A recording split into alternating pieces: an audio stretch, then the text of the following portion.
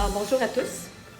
D'entrée de jeu, j'aimerais remercier les bénévoles et le conseil d'administration d'EMA, qui est Expérience Métiers d'art à Trois-Rivières. Plusieurs défis aujourd'hui, dont le premier de vous préparer une exposition d'envergure, mais aussi de matcher ces souliers-là, qui étaient en fer, avec un kit même profil. Ça fait pas évident. D'entrée de jeu, je vais faire des remerciements, évidemment. Le premier à Liliana Axard, le conseil d'administration de mon contact. C'est vraiment précis.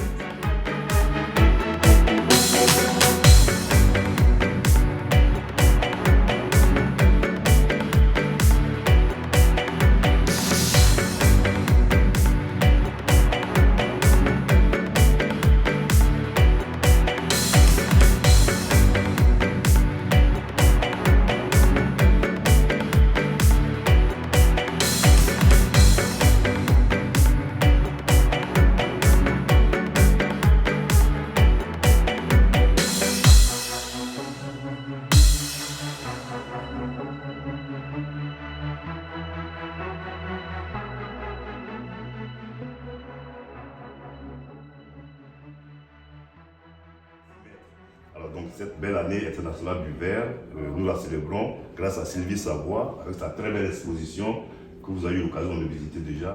C'est vraiment un honneur pour le musée de recevoir Sylvie Savoie ici.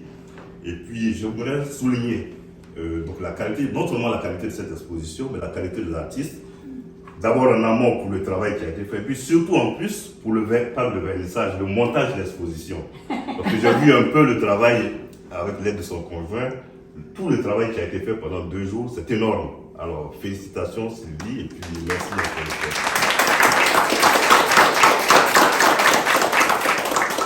Alors, vu que c'est elle qui est à l'honneur, je vais lui laisser la parole pour vous adresser quelques mots.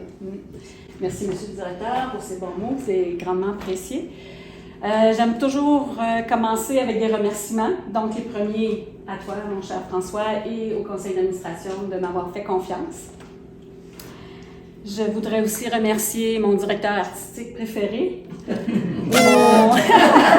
Luc Leclerc. Sans lui, ça aurait été vraiment plus laborieux et plus difficile. Merci, mon amour. Je vous invite surtout aussi à lire ses réflexions nature qui juxtaposent la plupart de mes œuvres.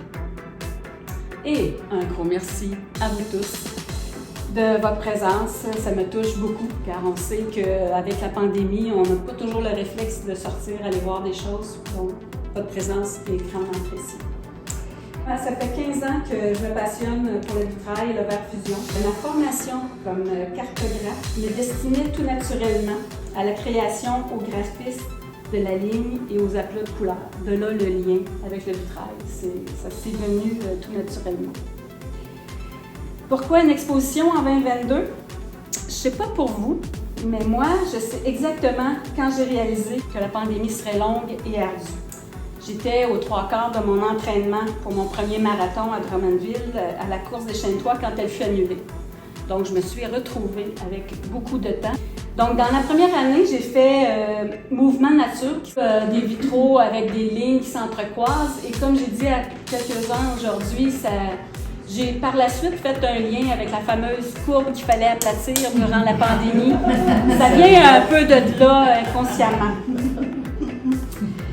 2022, c'est mon année. J'avais un grand besoin de beauté et de lumière. C'est devenu pour moi vitrail, non plutôt vital. Et j'ai donc décidé, après 2 ans de travail, de déclarer vers nature mes prochaines expositions. Vers nature, c'est des œuvres pour sublimer la nature, pour la magnifier, la glorifier, la louanger à travers le verre et la lumière. Parce que comme disait si bien Roméo Bouchard, la nature nous crée et nous contient. C'est elle qui donne sens à notre existence et à celle du monde. C'est en elle que nous pouvons trouver foi, espérance et amour. Moi, ça me rejoint parfaitement cette phrase-là de M. Bouchard. Mais j'ai envie de vous demander, c'est quoi la nature pour vous? C'est une grande question, hein? Ça peut être un décor, un terrain de jeu, pourquoi pas, une exploitation, souvent, une complice, puis pour moi, c'est une communion. Je me demande tout le temps, c'est quand on va pouvoir lui redonner son caractère sacré, si familier aux anciens peuples. Pour moi, c'est la seule source de spiritualité et notre survie dépend de notre rapport que nous allons avoir avec elle. Notre petite planète bleue avec ses saisons, le ciel qui nous protège, la terre qui nous nourrit, les lacs et les rivières qui nous abreuvent, la faune et la flore qui nous éblouissent. Des miracles que je me suis amusée à représenter dans les vitraux de cette exposition et parfois même de façon symbolique, comme dans Rose Astrale que j'ai expliqué à plusieurs, la dernière au bout, mais je pourrais la réexpliquer à ceux que ça intéresse.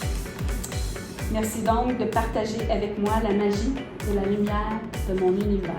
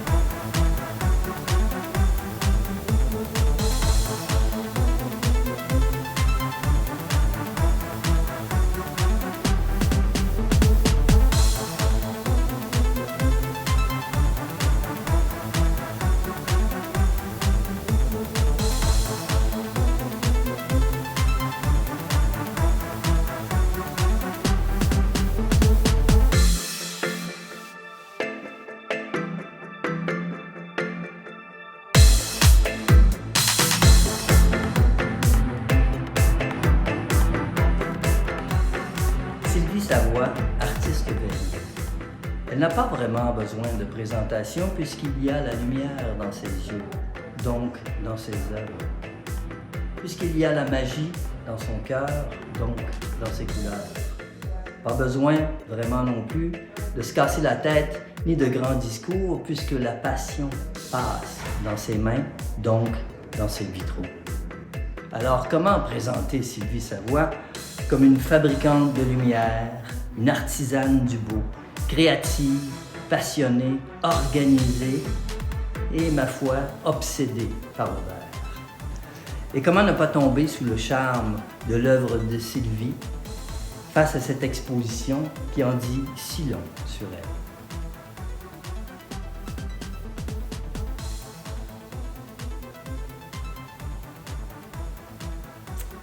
Nous sommes le 13 novembre 2022, la fin de mon exposition au Musée Beaume dans le cadre de l'Année internationale du verre.